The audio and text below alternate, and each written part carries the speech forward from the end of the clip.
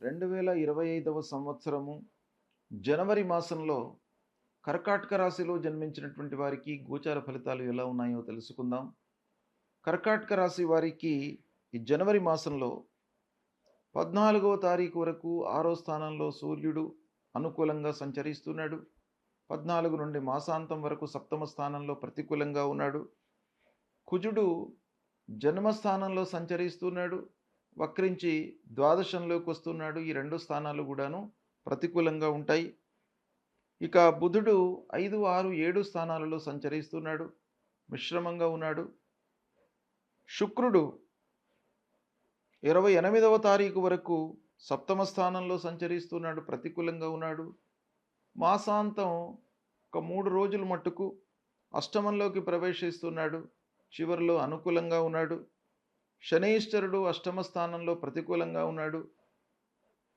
రాహువు భాగ్యస్థానంలో ప్రతికూలంగా సంచరిస్తున్నాడు, కేతువు అనుకూలంగా సంచరిస్తున్నాడు. ఈ విధంగా గ్రహస్థితి ఉంది. కనుక ఓవరాల్గా మనం చూసినట్టయితే కర్కాటక రాశి వారికి ముఖ్యమైనటువంటి గ్రహాలు సూర్యుడు 50% బాగున్నాడు, బుధుడు 60 to 70% అనుకూలంగా ఉన్నాడు, శుక్రుడు 25% అనుకూలంగా ఉన్నాడు. తర్వాత గురు భగవానుడు మట్టుకు అనుకూలంగా ఉన్నాడు, కేతువు అనుకూలంగా ఉన్నాడు. ఈ విధంగా ఉంది. మిశ్రమాధిక ఫలితాలు ఎక్కువగా కనబడుతున్నాయి. అయితే ఓవరాల్గా మనం చూసినట్టయితే చేసేటువంటి వృత్తి వ్యాపారాలు బాగా లాభిస్తాయి, అనుకూలంగా ఉంటాయి.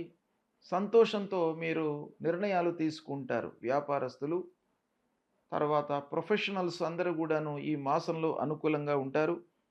ప్రారంభించినటువంటి పనులు లాభదాయకంగా పూర్తి అవుతాయి.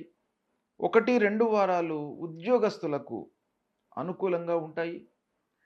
ఇక ఉద్యోగస్తులకు ఆఫీసులో పనితనానికి గుర్తింపు లభిస్తుంది, శ్రద్ధతో పనులు నిర్వర్తిస్తారు. ఇంటి వాతావరణం అనుకూలంగా చివరి వారంలో ఉంటుంది. మొదటి 3 వారాల లోపల మట్టుకు కొంత జాగ్రత్తలు తీసుకోవాలి. ఇక ఖర్చులు పెరిగేటువంటి అవకాశాలు గోచరిస్తున్నాయి. ఆకస్మికమైనటువంటి ఖర్చులు, ఇబ్బందులు ముందుకు వస్తాయి. దీన్ని మీరు జాగ్రత్తగా కట్టడి చేసుకోవాలి. అయితే ఆదాయ పరిస్థితి మట్టుకు స్థిరంగానే ఉంటుంది, రాబడి బాగానే ఉంటుంది. ఉద్యోగస్తులకు, వ్యాపారస్తులకు అందరికీ కూడాను చేతిలో డబ్బు ఉంటుంది.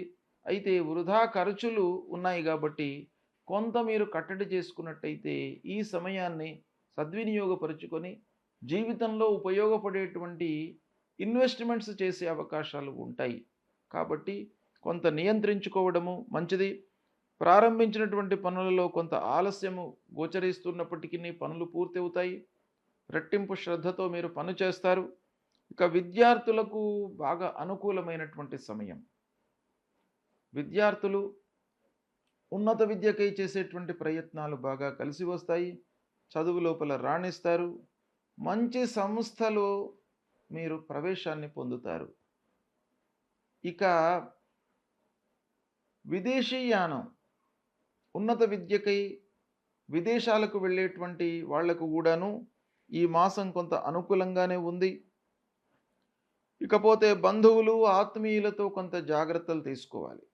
అనవసరమైనటువంటి గొడవలు, మనస్పర్ధలు వచ్చేటువంటి అవకాశాలు ఉన్నాయి కాబట్టి కొంత జాగ్రత్తలు తీసుకోండి. ఇక సంయమనంతో, ఓపికతో ఉండడం అనేటువంటిది ఈ మాసంలో మీకు బాగా అవసరము. చిన్ననాటి స్నేహితులను కలుసుకుంటారు. వాళ్ళను కలుసుకోవడం మూలకంగా కొంత ఖర్చులు పెరిగే అవకాశాలు ఉన్నాయి. అయితే కొంత ఆత్మసంతృప్తి, చిన్ననాటి మిత్రులను కలుసుకుంటున్నాను అనేటువంటి ఒక సంతోషము, ఆనందము మీ లోపల కనబడుతుంది. అయినప్పటికీ ఖర్చులను మట్టుకు కొంత జాగ్రత్తగా చేసుకోండి. ఇక సంగీత, సాహిత్య, సినిమా రంగాలలో ఉన్నటువంటి వారికి మొదటి 3 వారాలు కొంత అసంతృప్తిగా ఉంటారు. దాని తర్వాత చివరి వారంలో మట్టుకు మీకు బాగా కలిసి వస్తుంది. కొత్త పనులు ప్రారంభిస్తారు, కొత్త అవకాశాలు వస్తాయి. ఆదాయం మట్టుకు పెరుగుతుంది, ప్రయాణాలు అనుకూలిస్తాయి. ఈ విధంగా మిశ్రమమైనటువంటి ఫలితాలు మీకు ఈ కర్కాటక రాశి వారికి జనవరి మాసంలో కనబడుతున్నాయి.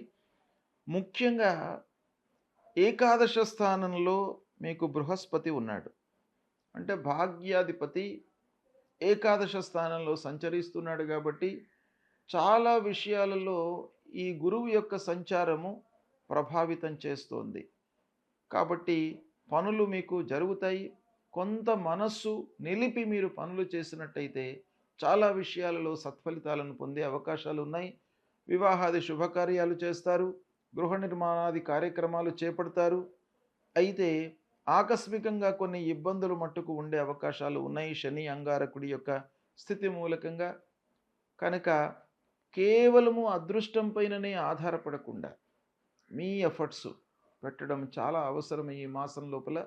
అది మీరు చేసినట్టయితే ఇంకా మరిన్ని సత్ఫలితాలు పొందేటువంటి అవకాశాలు ఉన్నాయి. అయితే ఈ మాసంలో మీకు ఏ గ్రహాలు ప్రతికూలంగా ఉన్నాయి అనే విషయాన్ని చూసినట్టయితే అష్టమ స్థానంలో శనీశ్వరుడు సంచరిస్తున్నాడు. ముఖ్యంగా 8వ స్థానంలో శని భగవానుడి యొక్క సంచారము మీకు కొంత ఇబ్బందిని కలిగిస్తుంది. సప్తమ అష్టమాధిపతి అయినాడు, దశమాన్ని చూస్తున్నాడు.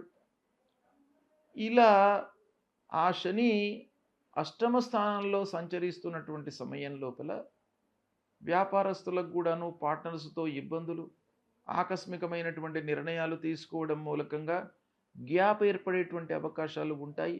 ఆరోగ్యపరమైనటువంటి సమస్యలు కూడాను ముందుకు వస్తాయి. కాబట్టి తప్పకుండా శని ప్రీత్యర్థమై మీరు పరిహారాలు చేసుకోవాలి. 1కి 4 సార్లు మీరు ఆలోచించి నిర్ణయాలు తీసుకోవాలి. ముఖ్యంగా శని విషయం లోపల మూలమంత్రాన్ని ప్రతినిత్యం కూడాను పఠించండి.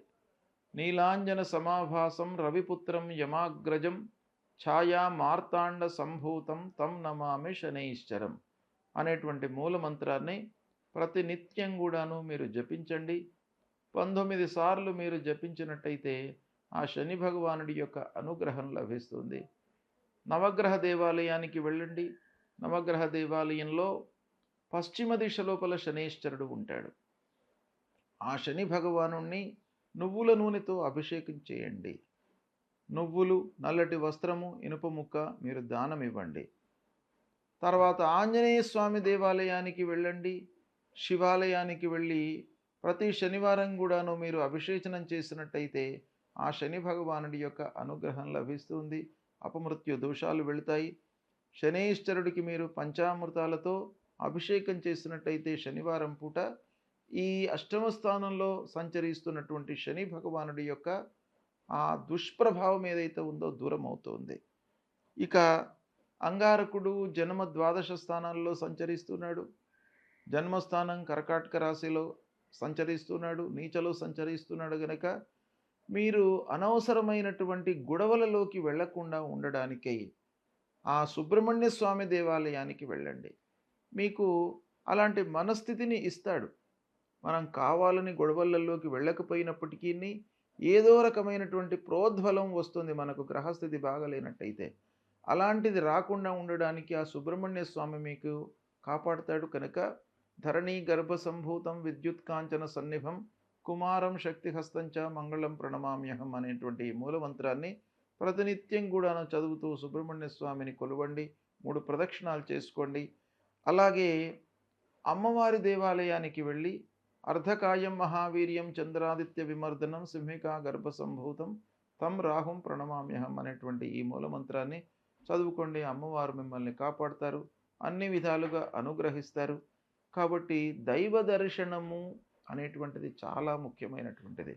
దైవ దర్శనం మూలకంగా మీ లోపల ఒక ఆత్మస్థైర్యం పెరుగుతుంది, భయభ్రాంతులు దూరం అవుతాయి, బలము చేకూరుతుంది. అది ఆత్మబలము, మానసిక స్థితి దృఢంగా ఉన్నట్టయితే మీరు చాలా పనులు చేయగలుగుతారు. కాబట్టి దైవ దర్శనము, గురు సందర్శన, పెద్దలను సందర్శించుకోవడము, తల్లిదండ్రులను సేవించడము ఇవి చేయండి. మీకు శుభ ఫలితాలు కలుగుతాయి. శుభం.